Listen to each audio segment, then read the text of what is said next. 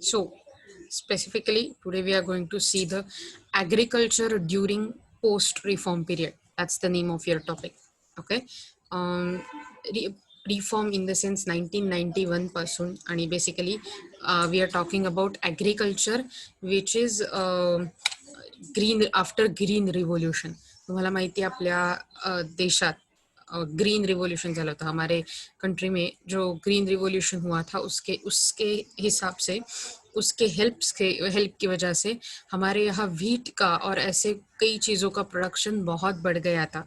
Using the new technology, new fertilisers, new kind of technique which you are or we are as a farmer using for farming, right? Just the problem is we don't know much about agriculture. हमें बहुत बहुत बहुत कम जानकारी है agriculture के बारे में. हमें बहुत ही कम इंफॉर्मेशन है जो हम डायरेक्टली बोल सकते हैं कि अरे एग्रीकल्चर का ऐसा इम्पैक्ट चल रहा है, ऐसा इम्पैक्ट चल रहा है. Did anyone of you know कि जो ये बिल पास हो रहे हैं, farmers bill in these days, उसके बारे में किसको पता है आपको इन डिटेल? क्योंकि मुझे लगता है ये भी तो आपके इकोनॉमिक्स का ही हिस्सा है. Do you know about them? I think anybody who wants to talk about them? I'm open for the talk.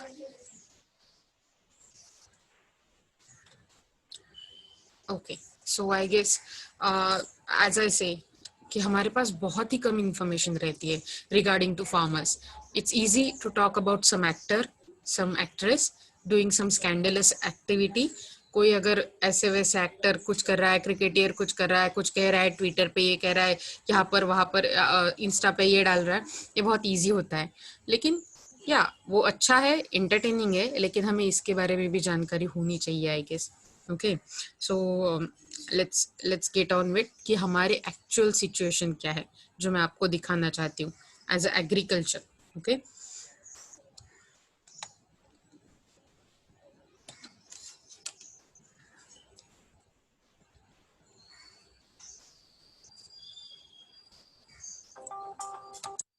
Are you able to see my screen जहाँ पर ऐसे लिखा है Yes, ma'am. Agriculture Indian economy? Video शुरू हो रहा है.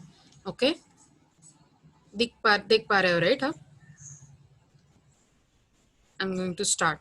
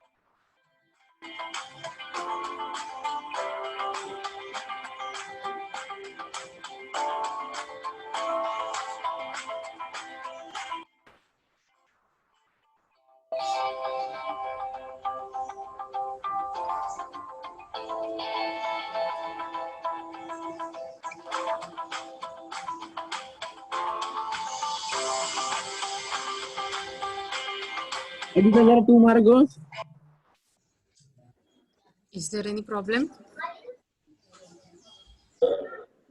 Please mute your voices, otherwise I will have to take action, and I don't want to do that because we really don't have that much time. Okay.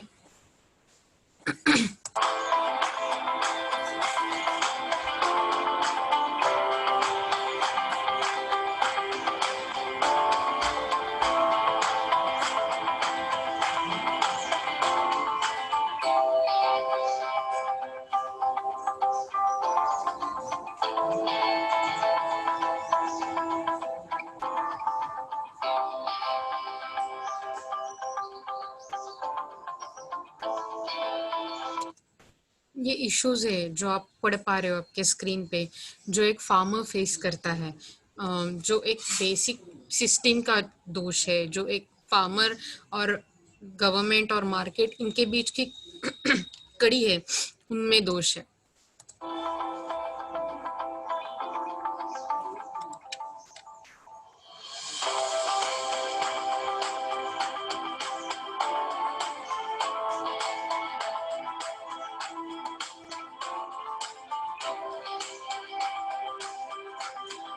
APMC का meaning होता है agriculture product marketing committees. Okay, मतलब आपके सब्जी मंडीज जो रहते हैं, मंडई ज्या असतात त्या.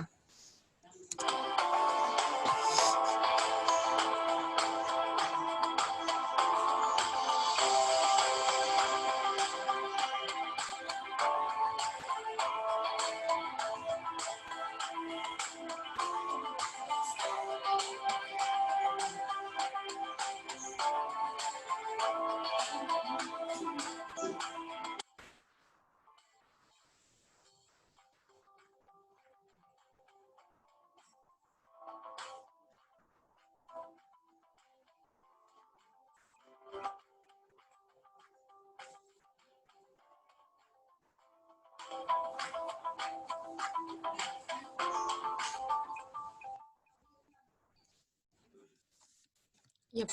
So that was like overview कि आपका एग्रीकल्चर सेक्टर जो आपके लिए बहुत ही ज़रूरी है, क्योंकि एग्रीकल्चर है तो फूड है, फूड है तो हमें खाना चाहिए सबको, राइट. खाने के बिना कुछ नहीं होने वाला. तो जब भी आप ये सब पे ध्यान दे रहे हो, बाकी सब चीज़ों पे, बाकी सब एक्टिविटीज़ पे जो आउटसाइड वर्ल्ड चल रहे, तो उसके हिसाब से आपको थोड़ा अंदर भी झांकना है, थोडा आत जाऊन पाहायचं की ॲक्च्युली काय झालंय भारतात, जिथे इंटरनल रूरल एरियामध्ये खूप मोठ्या प्रमाणावर ॲग्रिकल्चर रिलेटेड प्रॉब्लेम आहेत, ॲग्रिकल्चर रिलेटेड समस्या आहेत. बहुत ज़्यादा प्रॉब्लम्स कॉज हो रहे हैं और बहुत ज़्यादा अच्छे भी चीज़ें कॉज हो रही है, अच्छी भी चीज़ें बन रही है जो हमें देखनी है. और इसके लिए आई थिंक आपके लिए ये लेसन दिया गया है. इसके हिसाब से आप each and every step in the farming देख सकते हो. मुझे पता है थोड़ा लेंदी है, थोड़ा आपके लिए आउट ऑफ द टॉपिक है, और आप बोर एज यूजुअल होते तो हो ही, मतलब कोई भी कुछ भी अच्छे से सीखा है नहीं सीखा है, we are going to be bored person, I know that very well. So let's get bored together, we can say like that, right? Okay, so let's see. We'll start from the one document, that is National Agriculture Policy Document 2000. ये 2000 में आया document था. On 28th July 2000, the NDA government made public a national agriculture policy envisaging over 4% annual growth through efficient use of resources and technology and increased private investment, while emphasizing on price protection to farmers in the WTO region. I know, खूप जास्त English झालं. सो NDA गव्हर्नमेंटच्या regime under असताना ही national agriculture policy document 2000 ला prepare करण्यात आली, promote करण्यात आली. इसमें क्या मेजर था, तो 4% पर एनुअल ग्रोथ होना through the efficient use of resources and technology वो जरूरी था, वो जरूरी था. इसमें प्राइवेट इन्वेस्टमेंट को बढ़ाना था और प्राइस प्रोटेक्शन, मतलब हर एक क्रॉप के लिए कौन सी प्राइस मिलनी चाहिए, कितना मिनिमम प्राइस मिलना ही मिलना चाहिए, ये डिसाइड करना था, जो WTO ने हमें कुछ गाइडलाइंस दिए थे उसके हिसाब से. सो ये सब चीज़ों के लिए ये डॉक्यूमेंट बनाया गया. Okay, The policy aims to attain growth rate in excess 4% per annum in the agriculture sector. तो growth rate कितना होना चाहिए? More than 4% per annum, or at least 4% per annum. Growth that is based on conservation of soil, water and biodiversity. तो ये 3 factors consider करके हमें growth को मिलाना है. कौन सा? पहले तो सॉइल, मतलब आप ज्यादा एक्स्ट्रा फर्टिलाइजर डालोगे तो आपकी सॉइल का सैलिनेशन होता है, आपके सॉइल का मतलब उसमें इतने ज्यादा केमिकल्स बढ़ जाते हैं कि वो कुछ उगाने के लिए मतलब सक्षम नाही रहती. जर इतकी फर्टिलायझर्स टाकली तुम्ही तुमच्या सॉइलमध्ये, तुमच्या मातीमध्ये, तर ती अतिशय निबर होऊन जाते, त्याच्यात काही पिकत नाही. ओके, सो आपका सॉइल अच्छा होना चाहिए, उसके बाद आपका वाटर पानी अच्छा होना चाहिए, क्लीन होना चाहिए, जो क्रॉप्स के लिए अच्छा हो। अगर एक केमिकल्स फैक्ट्री से कुछ केमिकल बाहर जा रहा है बाय प्रोडक्ट और वो पानी में मिलाया जा रहा है, कुछ रिवर में कुछ तालाब में, और वही पानी अगर आप खेती के लिए यूज कर रहे हो तो क्रॉप्स भी वही पानी यूज करने वाला है। तो either way that will be very harmful for health who are consuming those crops और दोज पल्सेस और दोज सीरियल्स। जो भी वो क्रॉप है वो अगर कोई खा रहा है तो उसके जीवन के लिए खतरा है, त्याला प्रॉब्लेम होऊ शकतात त्याच्या हेल्थला। Obviously crops can be damage too, तो जो क्रॉप उगेंगे उस पानी से वो भी डैमेज हो सकता है। तो सॉइल, वाटर और दूसरा बायोडाइवर्सिटी। बायोडाइवर्सिटी के बारे में आपने ईवीएस में पढ़ा है। Can anybody tell me what is biodiversity? As usual we know that आप में से कोई भी बोलने की उत्सुक नहीं रहता। So let's talk about biodiversity. Biodiversity का मतलब होता है जो भी छोटी छोटी क्या बोलते हैं हम, स्पेसीज रहते हैं, छोट्या छोट्या जाती जमाती असतात, माणसांच्या नाही, ओके। सो क्रॉप्सच्या, सूक्ष्मजीवांच्या, जो भी छोटे छोटे माइक्रो ऑर्गेनिज्म रहते हैं, क्रॉप्स रहते हैं, पेड़ पौधे रहते हैं, कुछ एनिमल्स भी रहते हैं, पशु प्राणी पण असतात, बरोबर। सो उनके जो छोटे छोटे छोटे छोटे स्पेसीज रहते हैं वो आज नष्ट होने के मार्ग पे है, त्या नष्ट व्हायला चालल्यात, आणि त्या सगळ्यांना एकत्र जगवणं that is a biodiversity, okay. So हे सगळं कलेक्ट करून होणारी eco friendly, environmental friendly growth is what necessary. Growth with equality. So फक्त मोठ्या फार्मर्सची ग्रोथ झाली, सब बड़े फार्मर्स को फायदा मिल रहा है, छोटे फार्मर्स को कुछ नहीं मिल रहा है, ऐसे नहीं होना चाहिए। तो मतलब सभी के सभी फार्मर्स का फायदा होना चाहिए, सभी के सभी मंडियों में ग्रोथ होनी चाहिए, सभी के सभी इकोनॉमीज में पूरे इंडिया में ग्रोथ होनी चाहिए। That's the purpose. Growth that is demand driven and caters the small markets and maximizes benefits from exports of agriculture products in the face of the challenges arising from economic liberalization and globalization। Obviously liberalisation and globalisation जब हुआ था तब से हम हमारी economy open हुई है। इसका मतलब बहुत ज़्यादा फॉरेन के जो पार्टनर्स है, फॉरेन के जो बिजनेसेस है, वो इंडिया में आना शुरू हुआ। तो वो टेक्नोलॉजी ओरिएंटेड रहता है, वो ज़्यादा से ज़्यादा टेक्नोलॉजी का इस्तेमाल करते और बहुत सारे रिसोर्सेज का यूज़ करके अपना प्रोडक्ट बढ़ाते हैं। लेकिन as a small farmer, marginalised farmer, sorry, as a marginalised farmer, हमारे फार्मर्स के पास उतनी ज़्यादा टेक्नोलॉजी नहीं रहती। तो क्या करना पड़ता है, हमें ऐसे मार्केट डेवलप करना है जो डिमांड ड्रिवन हो। मतलब जैसी डिमांड हो वो ही क्रॉप्स बने, वो ही क्रॉप्स बिके, ओके। और ऐसे स्मॉल मार्केट्स भी है, तो भी ऐसे स्मॉल स्मॉल स्मॉल मार्केट्स बनाकर उन सबका प्रॉफिट जो है वो मैक्सिमाइज करना है, वो बढ़ाना है, और हमारे एग्रीकल्चरल एक्सपोर्ट्स बढ़ाने। क्योंकि भारत एक कृषि प्रधान देश है, और कृषि प्रधान देश में खेती, आपने देखा हमारे 15% से ज्यादा जीडीपी ये आता है हमारे एग्रीकल्चर सेक्टर से, और 76% के आसपास लोग ये खेती बाड़ी में काम करते हैं। It was around 65 to 76% during few last years. तो अब देख पा रहे हो कि ये सब जो चैलेंजेस है वो फार्मर्स को टैकल करने, और ये टैकल करने के लिए गवर्नमेंट क्या क्या सुझाव दे रही है, क्या क्या स्कीम्स डाल रही है, क्या क्या करना चाहिए, ये सब ये पॉलिसी डॉक्यूमेंट में है, और ये सब इम्प्लीमेंट करना था, okay. So growth that is sustainable technologically, environmentally and economically. तो ये ग्रोथ कैसी होनी चाहिए, आपको 5 टाइप की, मतलब 5 एस्पेक्ट दिए हैं ग्रोथ के, कि हमें जो 4% से ज़्यादा ग्रोथ लानी है फार्मिंग में, एग्रीकल्चर सेक्टर में, तो वो कौन से हिसाब से लानी है। तो that is like technologically driven होनी चाहिए। फार्मर्स के हाथ में ज़्यादा ज़्यादा टेक्नोलॉजी आनी चाहिए। उसके बाद वो इन्वायरमेंटली फिट होनी चाहिए ग्रोथ। इसका मतलब इको फ्रेंडली होनी चाहिए, और इकोनॉमिकली भी वायबल होनी चाहिए, प्रॉफिटेबल होनी चाहिए। तो I guess I have let you know कि कौन से टाइप की growth national agriculture policy document को मतलब भाती है या फिर त्यांना काय अपेक्षित आहे, उनको क्या चाहिए, कैसे टाइप की growth. Okay, the policy formulation has been necessitated due to relatively poor growth of agriculture experienced during 1990s. तो क्यों किया, क्योंकि ये जो ग्रोथ हमें दिख रही है फार्मिंग में, एग्रीकल्चर में, वो बहुत ही कम दिखाई दे रही थी 1990s में. The policy document observe, policy डॉक्युमेंटने या फिर पॉलिसी जिन्होंने बनाई त्यांनी असं ऑब्झर्व केलं होतं, capital inadequacy, lack of infrastructure support and demand side constraints such as so let's get one word, क्योंकि ये टॉपिक में बहुत ज्यादा ऐसे वर्ड्स आने वाले, ऐसे टर्म्स आने वाले जिनके बारे में हमें पता नहीं है, तो हमें वो पता करके लेना है, क्योंकि एज इट इज हम फार्मिंग को पूरे पूरे अंदरूनी, what we can say, in depth, I don't know the Hindi word, in depth पूरा का पूरा पढ़ने वाले.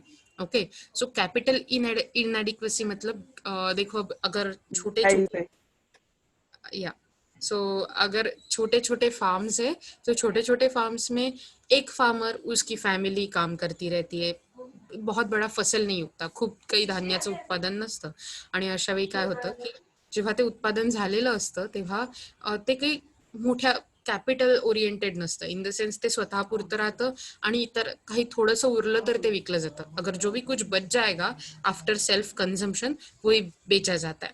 तो that is like labour oriented. Okay, हमें ये कैपिटल ओरिएंटेड बनाना चाहिए, क्योंकि ज्यादा से ज्यादा बाहर बिके आफ्टर सेल्फ कंजम्पशन. लेकिन ये होता नहीं, क्योंकि उसके पास पैसे नहीं होते, तो वो अच्छे तरीके के जो सीड्स रहता है, ज्याला बियाणं असं म्हटलं जातं. ओके, तो वो ले नहीं पाता वो कुछ. ओके, और वो फिर उसके हिसाब से जो पहले वाले हैं उसी का ही यूज करता है सीड्स का, और फिर उससे अच्छे क्वालिटी के अनाज नहीं उगता. ओके, अच्छे क्वालिटी के क्रॉप्स नहीं आते. तो that is like vicious circle, क्योंकि ये वही यूज हो रहा है, कम पैसे है तो ज्यादा टेक्नोलॉजी नहीं, हाथ से काम करना है, कम क्वालिटी के फर्टिलाइजर्स यूज करने, ऐसा कुछ विदाउट नॉलेज कुछ भी. अगर मेरे पड़ोसी ने ये डाला तो मैं भी वही डालूंगी. अगर मेरे चाचा ने बताया था, मेरे पुरखों ने बताया आहे, माझ्या मागच्या मागच्या 15-20-30 पिढ्यांनी असं सांगितलंय की तुम्ही नेहमी काय म्हणू आपण त्याला, हेच वापरलं पाहिजे, असंच केलं पाहिजे. But the times have changed through out. Climate is changing every second, and at that time you will have to be on your toes. हर एक फार्मर को भी रहना पड़ता है कि आज कब बारिश हो, कब ना हो, क्योंकि हर बार कोई लोन वेवर नहीं दे सकता. लोन वेवर मतलब कर्ज माफी. ओके, तो हर बार कोई लोन वेवर नहीं दे सकता, हर बार कोई आपको सिंपथाइज नहीं कर सकता, क्योंकि हर एक आदमी, हर एक औरत, हर एक गवर्नमेंट भी अपने अपने प्रॉब्लम सॉल्व करने के लिए जूझ रही है. अपने अपने प्रॉब्लम सॉल्व करिए, तो फार्मर्स को भी अपने अपने प्रॉब्लम्स वैसे ही सॉल्व करने पड़ते हैं. I know that is very unjust, मतलब जस्टिसफुल नहीं है, थोड़ा अन्याय ये वाटतं, but still we have to be on the line where we are going through some period, some problems, some any kind of climate changes. Okay, so capital inadequacy मतलब capital का कम होना, लैक ऑफ इंफ्रास्ट्रक्चरल सपोर्ट मतलब transport facilities ना होना, where housing की कमी होना, तो ये कोल्ड स्टोरेजेस की कमी होना. So that is a lack of infrastructural support. And demand side constraints such as controls on movement, मतलब कौन कहाँ पर जाकर बिक सकता है. आज ऐसे नहीं हो सकता कि हिमाचल प्रदेश में अगर एक आदमी एप्पल्स उगा रहा है तो वो यहाँ पर आकर नहीं बेच सकता. So that's the rule. हमारी मंडी में आकर वो नहीं बेच सकता. So that is a controls on movement. Then storage and sale, अगर वो डायरेक्टली यहाँ पर आकर बेचे तो शायद एप्पल्स की प्राइस कम हो, लेकिन उसको भी ज्यादा पैसे मिले जो वहां पर उसको कम मिलते हैं. So there are multiple small problems that we are going to see. Okay, storage and sale of agricultural products etc have continued to affect the economic activity of the agriculture sector. Consequently, growth has also tended to slacken during the 1990s. तो आप देख सकते हो 1990s में overall ही growth बहुत ही कम हुआ था. So that's why हमें ये जो डॉक्यूमेंट है उसके बारे में वो गवर्नमेंट ने प्रिपेयर किया और उसके हिसाब से इम्प्लीमेंटेशन करना शुरू कर दिया था. The following are some of the important objectives of India's agriculture policy. First, raising the productivity of input मतलब आप जो सीड्स यूज कर रहे हो, फर्टिलाइजर्स यूज कर रहे हो, फील्ड में जो भी कुछ आप डाल रहे हो वो उसका जो प्रोडक्टिविटी है, उसका जो यूजफुलनेस है वो बढ़ाना, उसका एफिशिएंसी बढ़ाना. One of the important objectives of India's agricultural policy is to improve the productivity of inputs. So purchased inputs जो खरीदे जाते हैं, सो क्या क्या होते हैं ये देखो. HYV सीड्स मतलब आपके जो सीड्स जो आप सो करते हो, तुमचं बियाणं. ओके. फर्टिलायझर्स खत. फर्टिलायझर्स मतलब पेस्टिसाइड्स कीटकनाशक. इरिगेशन प्रोजेक्ट्स म्हणजे काय म्हणतात जलसंधारण.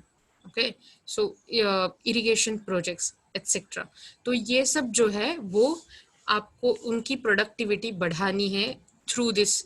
और ये डॉक्यूमेंट का ये एग्रीकल्चरल पॉलिसी जो 2000 में बनाई गई इसका मेन ऑब्जेक्टिव था. उसके साथ raising value added per hectare. Value added per hectare मतलब आपके पर हेक्टर में जो क्रॉप्स का प्रोडक्शन बन रहा है उसका वैल्यू ऐड करना. तो मतलब उसका वो क्रॉप्स को उगाने का ती जी पिकं आहेत त्यांना उगवण्याची कॉस्ट कमी झाली पाहिजे, पण अगेन्स्ट त्यांची प्राइस मात्र नीट प्रमाणावर मिनिमम प्राइस तरी फार्मरला मिळालीच पाहिजे. So that is value added per hectare. मतलब उसकी कॉस्ट कम होनी चाहिए जो आप क्रॉप्स उगा रहे हो, लेकिन उनसे जो मुनाफा मिल रहा है वो बढ़ना चाहिए पर हेक्टर प्रोडक्शन के लिए. Another important objective of country's agricultural policy is to increase per hectare value added rather than raising physical output by raising the productivity of agriculture in general and productivity of small and marginal holding in particular. इसका मतलब है कि अगर अब per hectare land ही नहीं है, अगर आपके पास कुछ 5 एकड़ का लैंड है which is very small land if we compare to hectare. Okay. अगर हेक्टर से कंपेयर करें तो आपका लैंड बहुत ही छोटा है, तो ये 5 एकड़ में कितना मिलेगा आपको प्रोडक्शन, तो वो बहुत छोटा हो जाएगा. तो इस टाइम आप कैसे बोल सकते हो कि वैल्यू एडेड पर हेक्टर बढ़ना चाहिए. तो इसका मतलब है ऐसे जो स्मॉल एंड मार्जिनलाइज्ड फार्मर है इनको टेक्नोलॉजी का और अच्छे फर्टिलाइजर अच्छा कुछ नॉलेज यूज करके अच्छे से क्रॉप उगाने के लिए मोटिवेट करना चाहिए, उनको नॉलेज देना चाहिए, सिस्टम से सपोर्ट देना चाहिए. और ये भी सपोर्ट देना चाहिए कि अगर ऐसे 4, 5, 6, 7 बहुत फार्मर्स मिलकर उनका प्रोड्यूस मार्केट में लाए तो उनको फायदा हो सकता है, उनका वैल्यू एडेड पर हेक्टर बढ़ सकता है. सो that is one of the benefits. जब आप ये एक बारे में सोचते हो कि सिर्फ मुझे मेरे क्रॉप्स के बारे में नहीं सोचना है, मुझे सिर्फ उनकी प्रोडक्टिविटी के बारे में नहीं सोचना है, मुझे वैल्यू एडेड पर हेक्टर के बारे में सोचना है. Okay. Protecting the interest of poor farmers मतलब जिनके पास छोटे छोटे लैंड रहते हैं. एक्चुअली मुझे यहाँ पर आपको एक वीडियो दिखाना था. आई गेस यहाँ ही किसी बीच मतलब यही बीच में कहीं वो उसका वीडियो पॉपअप हो जाएगा जैसे स्क्रीन पर, तो मैं वो दिखाऊंगी. आपको पता चलेगा उस वीडियो से कि कैसे प्राइस बनते हैं मार्केट में और कैसे farmer becomes price taker and not the price maker. मतलब फार्मर्स अपने क्रॉप्स की प्राइस खुद तय नहीं कर पाता, उसको जो भी प्राइस मार्केट में व्हीलिंग होती है, चल रही होती है, वो एक्सेप्ट करनी पड़ती है. Right. So protecting farmers interest, poor farmers interest को जब हम बात कर रहे हैं उसके बारे में, तो ये होता है कि बहुत ज़्यादा हमारे पास पहले कैसे थे कि बहुत ज़्यादा ज़मीन थी ऑब्वियसली, और उसके बाद जब ज़मींदारी मेथड शुरू मतलब अबॉलिश की गई, ज़मींदारी सिस्टम. ओके. तो क्या हुआ, सब फार्मर्स में अपने छोटे लैंड बट गए. बहुत फार्मर्स के पास बहुत छोटे लैंड मतलब उनको मिल गए. ओके. अब क्या हुआ, ये छोटे लैंड में बहुत ही थोड़ा अनाज उगता है क्योंकि वो लैंड ही छोटे हैं. तो ऐसे जो पुअर और मार्जिनलाइज्ड फार्मर रहते हैं उनको स्पेसिफिकली क्या होता है कि उनको ज़्यादा हेल्प नहीं मिलती, क्योंकि जनरली आप अगर टेक्नोलॉजी का इस्तेमाल कर रहे हो, बड़े बड़े इक्विपमेंट्स का इस्तेमाल कर रहे हो जो फार्मिंग की क्वालिटी बढ़ा दें, तो वो छोटे फार्म में कुछ हो नहीं पाता, उनके पास उतना कैपिटल नहीं रहता। हमने देखा कैपिटल इनएडिक्वेसी में, तो वो पुअर के पुअर ही रहते, गरीब के गरीब ही रह जाते, उनका स्टेटस मार्जिनलाइज्ड ही रहता है। ओके, सो हमें उनको प्रोटेक्ट करने की ज़्यादा ज़रूरत रहती है, लेकिन हमें प्रोटेक्ट करना है मतलब हम वहाँ पर जाकर उनके साथ काम तो नहीं कर सकते, लेकिन हमें उनके लिए सिस्टम को सुधारना है, हमें उनके लिए सिस्टम ऐसी ड्राइव करनी है, ऐसे पॉलिसीज़ निकालने हैं कि वो और उनके आगे वाली जनरेशन्स फिर भी छोटा लैंड है लेकिन वो लैंड से ज़्यादा अनाज उगा पाए, उससे से ज़्यादा मुनाफा लेके जाए, जास्तीत जास्त फायदा त्या छोट्या लँडमधूनही त्यांना घेता आला पाहिजे.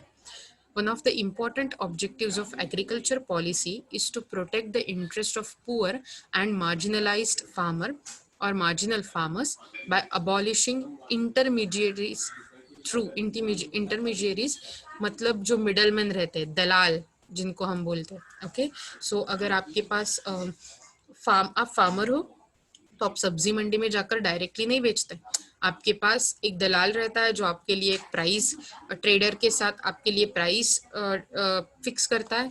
शायद बहुत सारे फार्मर से वो अपना उनका अनाज उठाता है, आप अगर फार्मर हो आपसे भी वही उठाएगा, वो आपको एक फिक्स प्राइस देगा. अगर आप राइस का प्रोडक्शन कर रहे हो तो वो आपको तय करेगा कि 15 रुपए पर केजी में आपको देने वाला है. सो वो आपको वही देगा, फिर वो दलाल सब, क्योंकि उसके पास ट्रांसपोर्टेशन फैसिलिटी और वो कॉस्ट बेयर करने की, ट्रांसपोर्टेशन कॉस्ट बेयर करने की कैपेबिलिटी भी रहती है. ओके, सो वो क्या कर देगा, वो डायरेक्टली ये जो आपका अनाज होगा आपसे लिया हुआ, जो आपको 15 रुपीज पर केजी देने वाला है, बाहर जाकर बेचेगा.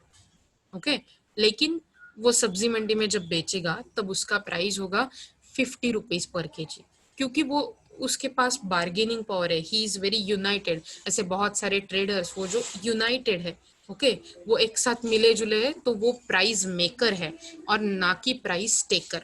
ओके, तो सिंपली क्या हो जाएगा, तो वो डायरेक्टली अपना मतलब वो 1 second. Okay, yes, sorry. So वो अपना प्राइस खुद बना लेता है और बेच देता है. सो ही गेट्स प्राइस, उसको 50 रुपीज मिलते हैं. उसने तो अनाज उगाया नहीं था, चावल चावल किसने उगाया था, आप जो, या फिर जो फार्मर जो पुअर और मार्जिनलाइज है, तो उनको 15 ही रुपए मिल रहे हैं 1 केजी के पीछे, और दलाल को मिल रहे 50 KG. Is getting too much of the profit. It's a super normal profit that we can say. Okay, इसीलिए हमें उनको प्रोटेक्ट करना है. Modernisation of agricultural sector. Modernising agricultural sector is another important objectives of agricultural policy of the country. Here, this policy supports include introduction of modern technology in agricultural operation. तो क्या करना है modernisation में, नया technology introduce करवाना है farmers को, और उसके साथ application of improved agricultural inputs like HYV seeds, fertilisers. Okay, so आपको नेक्स्ट लेक्चर में मुझे बताना है कि HYV सीड्स क्या रहते हैं. ओके, अब जब हम नेशनल एग्रीकल्चरल पॉलिसी 2000 के बारे में बात कर रहे हैं, तो इसके लिए आपको क्वेश्चन आ सकता है. अभी के लिए हम जो देख रहे हैं, what are the objectives of national agricultural policy. So explain national agriculture policy and its objective. तो ये इसके हिसाब से मैं आपको आंसर बता रही हूँ और उसके साथ पढ़ा रही हूँ. तो आपको आपके नोट्स में ऑब्वियसली ये आंसर्स लिखने हैं. अभी तक मैंने जो भी पढ़ाया है उसके हिसाब से आपको नोट्स बनाने पड़ेंगे.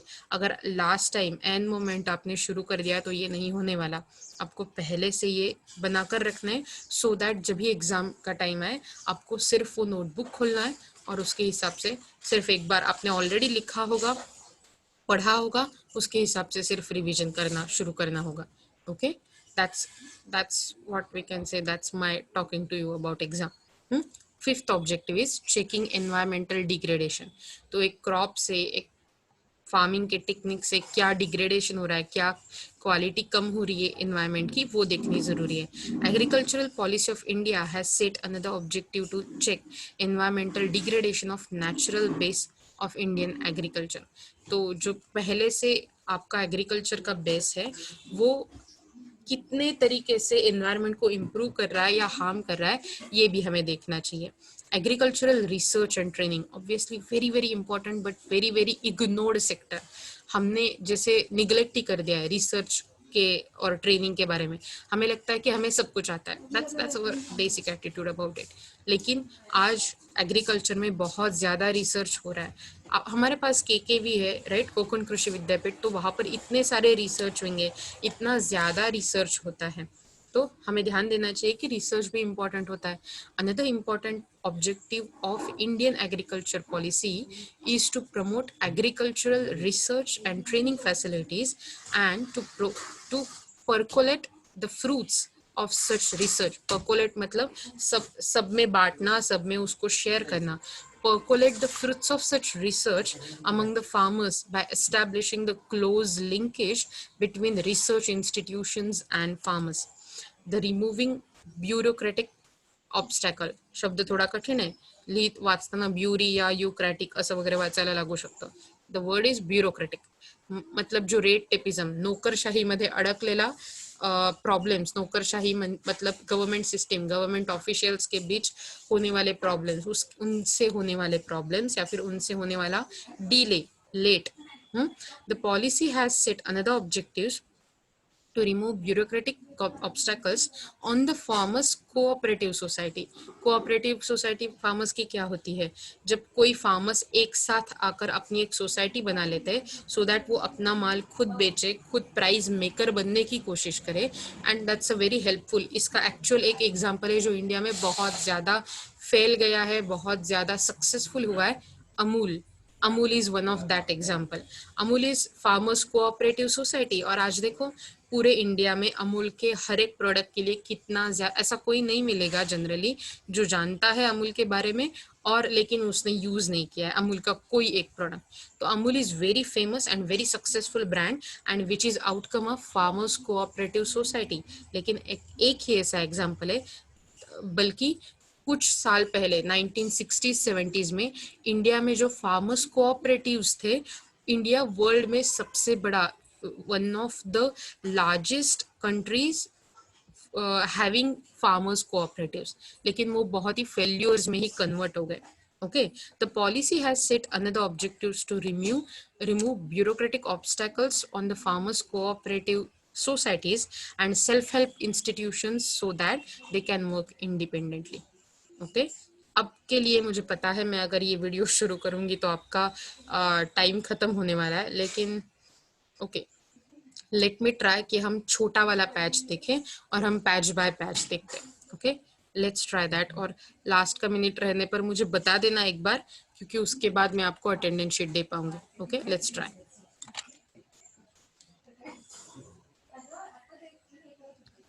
किसान प्रोटेस्ट क्यों करें? फार्म बिल्स, राइट और रॉन्ग? ये एमएसपी क्या है?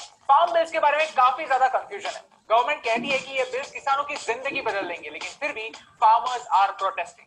तो सच क्या है? आपको पता है राइट, फार्मर्स बिल आ रहे हैं और उसके बारे में बहुत ज्यादा प्रोटेस्ट हमारे कंट्री में हो रहा है. बहुत मेजर प्रोटेस्ट पंजाब और हरियाणा से हो रहा है.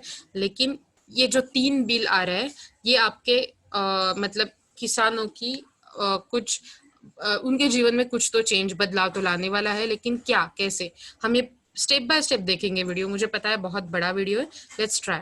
पिछले कुछ वीक्स में हमने अलग अलग स्टेट के फार्मर्स, एग्रीकल्चर स्टूडेंट्स और इंडस्ट्री एक्सपर्ट से बात की. एक्चुअल में बिल्स के ड्राफ्ट्स पढ़े, आसान से लैंग्वेज में ये सिंपल वीडियो बनाया with some easy to understand examples. और मेरी एक गारंटी है कि अगर आप इन 3 एग्जांपल्स को समझ पाए तो आप इन 3 बिल्स के बारे में और भारत के फार्मर्स की सिचुएशन के बारे में क्लियरली जान पाए. फिर आप खुद डिसाइड कीजिए कि क्या सही है और क्या नहीं. स्पॉइलर अलर्ट, अगर आपने आपके पॉलिटिकल इंटरेस्ट के हिसाब से पहले ही डिसाइड कर लिया है कि ये सही है या नहीं, then this video is not for you. See, so don't take it as a political advances, okay? हम सिर्फ ये बिल्स क्या है और आज के एक्चुअली इंडियन एग्रीकल्चर की पोजीशन क्या है इसके बारे में देखने वाले. So don't let politics spoil it for you. क्योंकि असली सच बेस्ट केस सिनेरियो और वर्स्ट केस सिनेरियो के बीच कहीं होता है और वहां तक सिर्फ कुछ ही सेंसिबल लोग पहुंच पाते हैं. तो अगर आपको ये वीडियो समझ आता है, ये इशू इंपॉर्टेंट लगता है, तो प्लीज इस वीडियो को आपके फ्रेंड्स के साथ शेयर कीजिए. इंडिया सबसे पहली बात किसान गरीब क्यों? क्योंकि हमारे किसान प्राइस टेकर्स हैं। इनपुट यानी seeds, fertilizers, pesticides farmers retail price पर खरीदते हैं और अपना प्रोड्यूस होलसेल प्राइस पर बेचते हैं। और इन दोनों जगह किसान प्राइस मेकर्स नहीं, प्राइस टेकर्स होते हैं। I explain. भारत के 70% किसान छोटे किसान, छोटा लैंड यानी कम फसल यानी कम बार्गेनिंग पावर। आफ्टर 1947 जमींदारी सिस्टम अबॉलिश हुआ और फार्म लैंड छोटे छोटे हिस्सों में बढ़ गया। मजदूर उन छोटे छोटे फार्म लैंड के मालिक बन गए, लेकिन उनके पास बार्गेनिंग पावर नहीं थी और ट्रेडर्स इसी चीज का फायदा लेते थे। पहले उन्हें लोन देते थे और हार्वेस्ट सीजन के बाद उनसे कम दामों में वही फसल वापस लेते थे। किसान गरीब रहता था क्योंकि उसे अपनी फसल का सही दाम नहीं मिलता था। तो सही प्राइस क्या है, ये कौन डिसाइड करेगा? इसलिए 1960s में जब पूरे देश में ग्रीन रेवोल्यूशन हो रहा था, तब आ गए एपीएमसी यानी मंडी, जिन्होंने फार्म प्रोड्यूस को रेगुलेट करना स्टार्ट किया। उन्होंने कहा आपसे प्रोड्यूस हम लेंगे, बाकी कोई भी आपसे डायरेक्टली खरीद नहीं पाएगा, और हम ट्रेडर्स को एक लाइसेंस और एक जगह देंगे जहां पे वो ट्रेड कर पाए। आइडिया तो अच्छा है, क्योंकि पहले वाले सिस्टम से मंडी बेटर है। मंडी में अलग अलग ट्रेडर्स होते हैं जो फार्मर के साथ नेगोशिएट करते हैं और फिर रेट डिसाइड करते हैं। कोई 20 पर, कोई 22 पर, कोई 25 पर। फार्मर्स को ऑप्शंस मिलते हैं। तो चलो आज एक ऐसे ही मंडी में चलते हैं। ये एक टिप। No, not today. आज नहीं ये मंडी में जाएंगे, नेक्स्ट वीक ये मंडी में जाएंगे। ओके, यहाँ से ही आपको याद रखना है कि मुझे आपको बताना है KYV सीड्स क्या होते हैं, और हम यहाँ से 223 से ये वीडियो आगे चलाएंगे। Okay, so let me just stop sharing and let me give you your attendance.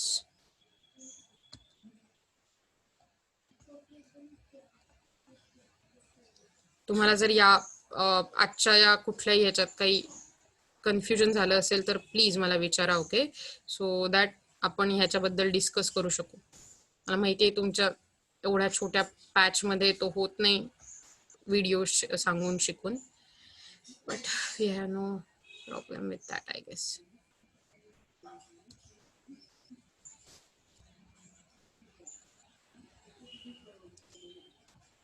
मला नाही वाटत आहे की इंटरनेटच्या या स्पीडवर मी तुम्हाला आता इतक्या लगेच देऊ शकेन. मी तुमच्या ग्रुपवर फॉरवर्ड करते.